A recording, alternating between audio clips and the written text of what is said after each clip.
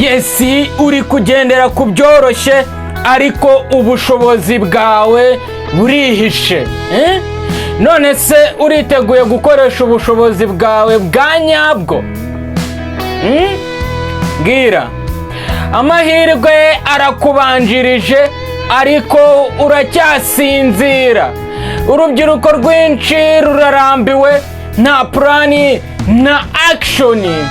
Ufite impano, ufite ibitekerezo bishya ariko ureba amafoto, amashusho by'abandi bishimisha, nyamara igihe kirimo kirarenga utarafata intambwe.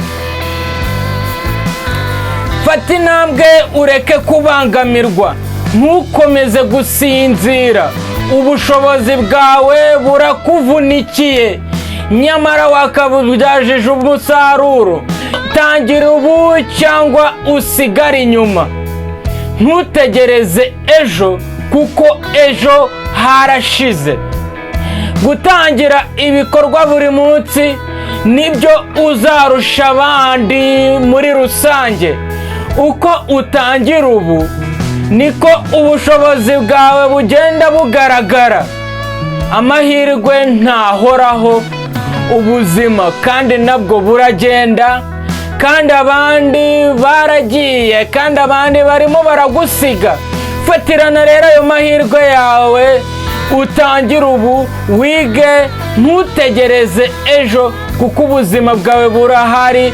Amahirwe ari imbere yawe kandi ntuzasubira inyuma igihe wafashe umwanya ugatangira ukamenya ubushobozi bwawe.